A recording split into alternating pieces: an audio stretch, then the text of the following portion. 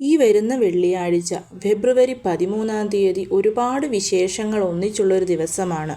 കുംഭം 1, കുംഭസംക്രാന്തിയാണ്, വിഷ്ണുപതി പുണ്യകാലം, ഏകാദശി, മുപ്പട്ട് വെള്ളി, അങ്ങനെയുള്ള 5 വിശേഷങ്ങൾ ഒന്നിച്ചു വന്നിരിക്കുന്ന ദിവസം. വർഷത്തിൽ വെറും 4 പ്രാവശ്യം മാത്രം വരുന്ന വിഷ്ണുപതി പുണ്യകാലം ഏകാദശിയോടുകൂടി വന്നിരിക്കുന്നത് വളരെ വളരെ അപൂർവവും പവർഫുള്ളുമാണ്.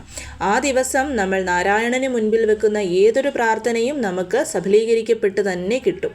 അന്നത്തെ ദിവസം നമ്മൾ 27 തവണ ചൊല്ലേണ്ടുന്ന നാമത്തെക്കുറിച്ചും കുംഭസംക്രാന്തി വരുന്ന സമയത്ത് ദീപം കൊളുത്തുന്നതിനെ കുറിച്ചുമാണ് ഇന്നത്തെ വീഡിയോയിൽ പറഞ്ഞിരിക്കുന്നത്.